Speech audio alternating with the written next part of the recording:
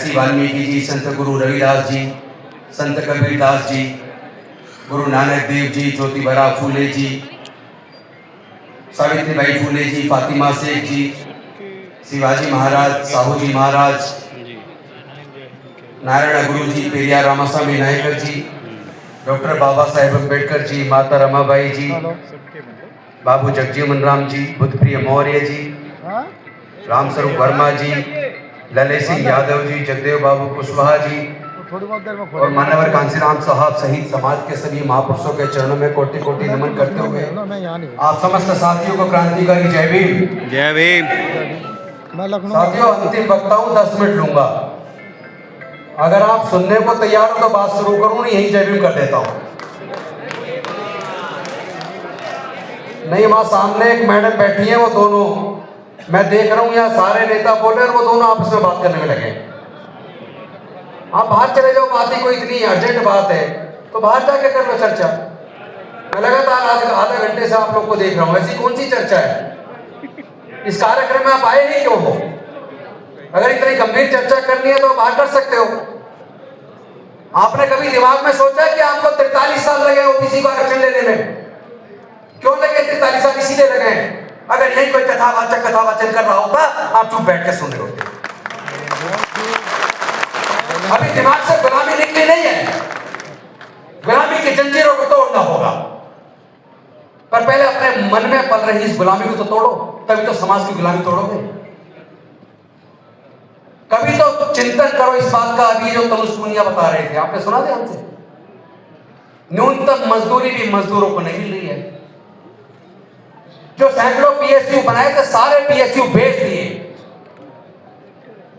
सारी जमीनों को एक्वायर करके देश के सारे संसाधनों को पूंजीपतियों के हाथ में सौंपा जा रहा है। आपके पास बचेगा क्या कुछ? लैंड एक्वायर की जाती है। सरकार को पता होता है, मुख्यमंत्री उसके मंत्रिमंडल को पता होता है, ब्यूरोक्रेसी को पता होता है कहां नया नगर बनाना है, कहां से हाईवे निकलेगा। वो सारी जमीनें खरीद ली जाती हैं। जमीनें किसकी हैं? जमीनें तो किसानों की। उनको मिलेगा क्या? आपसे जमीन खरीदेंगे, मान लो सपोज करो 1 लाख रुपए बीघे में, और बेचेंगे उसे 1 करोड़ रुपए बीघे में। आपको मिल क्या रहा है? जरा सोच के देखो, जनरल कैटेगरी जिसकी टोटल जनसंख्या 12% है, उनको 10% रिजर्वेशन बिना किसी कमीशन के, बिना किसी सर्वे के, बिना कोई कमीशन बिठाए उनको बिना मांगे दे दिया। 4 दिन लगे, सिर्फ 4 दिन। एक दिन कैबिनेट में पास, अगले दिन लोकसभा में पास, राज्यसभा का वो हो गया था समापन, लेकिन एक दिन कार्यकाल बढ़ाया गया उसका, यानी सत्र जो खत्म हो जाता है उसका एक दिन बढ़ाया गया। तीसरे दिन राज्यसभा में पास, चौथे दिन राष्ट्रपति के सिग्नेचर हो गए, नोटिफिकेशन जारी होकर ओबीसी 12% को 10% रिजर्वेशन दे दिया। कहां हैं आप? आपको पता आज क्या है? आज 25 जून है। साहू जी महाराज जी की जयंती पूर्व संध्या पर मना रहे हैं, लेकिन आज ही के दिन विश्वनाथ प्रताप सिंह जी की भी जयंती है। सही है। उन विश्वनाथ प्रताप सिंह जी की जयंती है जिन्होंने 43 साल के संघर्ष को 7 अगस्त 1990 को मंडल कमीशन की सिफारिशों को लागू करके आपको हक देने का काम किया। लेकिन यूनिवर्सिटी में हक देते देते 2007 हुआ। ओबीसी को यूनिवर्सिटी में assistant professor, associate professor, professor का आरक्षण 2007 में मिला है। पता आपको कितने साल लग गए? जोड़ लो। हम सारे चिल्ला रहे हैं 50% से ज्यादा ओबीसी है, एससी एसटी ओबीसी माइनॉरिटी मिला के 88% है, फिर भी भीख मांगनी पड़ रही है। जब तक तुम्हारे अपने खुद के अंदर जाति का दम है तब तक कोई उद्धार होने वाला नहीं है। पहले खुद के अंदर से तो जातिवाद त्याग दो। अरे अपने बच्चों के भविष्य के लिए लड़ने की तैयारी करो। आपको पता शिक्षा की क्या हालत है आज? सरकारी लॉ कॉलेज में नेशनल लॉ यूनिवर्सिटी से एक लॉ की डिग्री करने के लिए 27 लाख रुपया चाहिए कोचिंग के साथ। सरकारी लॉ कॉलेज से नेशनल लॉ यूनिवर्सिटी से 27 लाख। कितने लोग एससी एसटी ओबीसी माइनॉरिटी के दे पाएंगे? एससी एसटी ओबीसी माइनॉरिटी तो छोड़िए, जनरल कैटेगरी के भी 80% लोग 27 लाख रुपए का खर्च करके एनएलयू से लॉ की डिग्री नहीं करा सकते। सरकारी इंजीनियरिंग कॉलेज से कोचिंग से ही जोड़ेंगे 15 से 20 लाख चाहिए। है क्या हमारे पास? सारे पीएसयू बेच दिए और जो विद्या वाली रिजर्वेशन खत्म। ओबीसी का रिजर्वेशन मंडल कमीशन सिपाही से लागू होने के बाद कोर्ट गया, कोर्ट में Indira Sahni versus union of India judgment आया 1992 में, 1 साल नोटिफिकेशन में लगा, 1993 में लागू हुआ। अभी तो ढंग से लागू भी नहीं हुआ था, इसमें सारे पीएसयू बेच के आपका रिजर्वेशन तो ऑलरेडी खत्म कर दिया। कहां हो आप लोग? अभी तो आप रिजर्वेशन 50% लागू करो, दीवार तोड़ो, उसकी बात कर रहे हो। दीवार तोड़ भी दो, जब सरकारी नौकरी ही नहीं बचेगी तो मिलेगा क्या? क्या आप लोग लड़ने को तैयार हैं? तैयार है। लग नहीं रहा। तैयार है। अगर तैयार होते तो इस देश में आपकी सरकार होती। 88% तो आप तो करो धर्म की रक्षा का ठेका ले रखा है ना आपने। जितना चंदा चढ़ावा जाएगा सब लूट के खा जाएंगे और तुम जो ढोलकी बजाते रहना। बंद है धर्म के ठेकेदार। अरे धर्म की रक्षा की जिम्मेदारी उनको लेने दो जो लोग उस चंदे को चुराते हैं। तुम लोग इस समाज की रक्षा, समाज के अधिकार की रक्षा की जिम्मेदारी लो। क्या आप तैयार हो? तैयार है। अभी जो बात हो रही है, कहां साहू जी महाराज ने 500 और 1000 की जनसंख्या वाले गांव-गांव में स्कूल खोले। आज देश में ऐसी सरकार है जिन्होंने पिछले 12 साल में 1 लाख से ज्यादा सरकारी स्कूल बंद कर